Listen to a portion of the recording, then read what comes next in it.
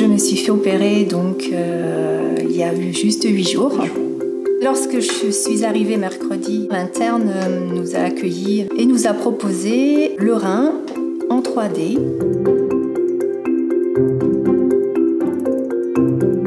Nous menons actuellement un projet de recherche intitulé Rein 3D Print. À travers ce projet-là, on a pour objectif d'améliorer l'éducation préthérapeutique des patients.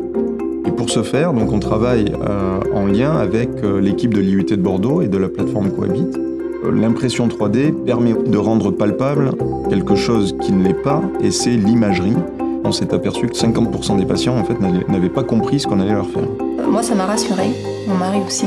Les images d'IRM, on n'y comprend pas forcément très bien. Donc là, tout de suite, on visualise. Et puis Clément, l'interne, nous a bien expliqué. Tous les patients que j'ai pu voir avec cette maquette 3D sont très enthousiastes à cette démarche-là. Ils apprécient cette franchise avec laquelle on vient leur dire voilà la situation. On ne pouvait pas être plus précis que ça lorsqu'on nous parlait de votre chirurgie, de votre tumeur.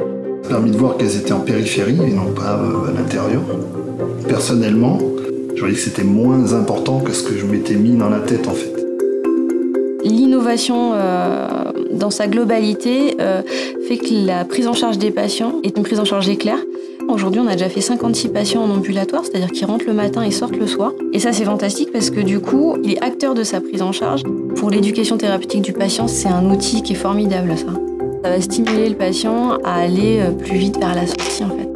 Ce dont on s'est aperçu aussi, c'est que c'était de la même façon un vecteur de communication qui pouvait être tout à fait intéressant au sein de l'équipe. Et ça peut l'être pour les médecins avec lesquels on collabore étroitement, et notamment les anesthésistes, mais ça peut l'être aussi pour toute l'équipe paramédicale. Il y a eu, à mon sens, deux points très positifs. La première chose, c'est que ça permet de bien visualiser la tumeur, donc les difficultés chirurgicales attendues, que ce soit au niveau de la position de la tumeur, de sa vascularisation, des éventuels clampages que le patient va devoir subir pendant l'intervention.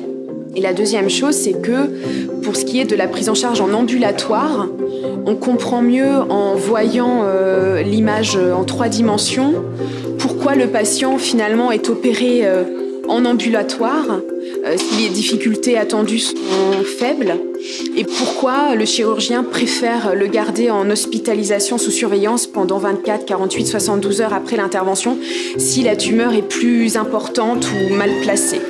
Donc ce qu'il faut bien comprendre, c'est qu'avant l'obtention d'un modèle imprimé comme ça en 3 dimensions, il y a plusieurs étapes. La première des étapes, ça va être celle de l'acquisition d'une imagerie de bonne qualité. Puisque pour obtenir un modèle virtuel d'abord, puis imprimé en 3D, on va se baser sur l'imagerie personnelle du patient. Une des premières étapes qu'on a mis au point, ça a été de travailler avec l'équipe de radiologie du professeur Grenier, et en particulier avec le professeur Cornelis, pour justement avoir un protocole d'acquisition d'images qui soit en mesure de nous offrir un détail important, notamment vis-à-vis de la vascularisation artérielle. Être équipé sur place nous permet de pouvoir répondre dans le temps de la prise en charge clinique des patients. Il y a un deuxième axe qui est lié à la pédagogie, cette fois-ci non plus pour le patient, mais pour nos étudiants. On avait une jeune étudiante externe dans le service qui, du coup, était en mesure de suivre les images qu'on lui montrait sur l'écran de la paroscopie avec le modèle qu'elle avait dans ses mains.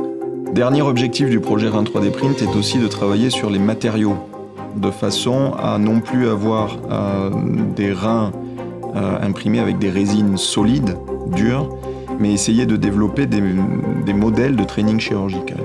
Nous avons collaboré immédiatement sur ce projet en sollicitant les fonds européens de développement régional, le FEDER, la région Aquitaine, pour monter un projet ambitieux qui permette d'explorer au maximum tous les champs de l'impression 3D au service de ces actes chirurgicaux complexes.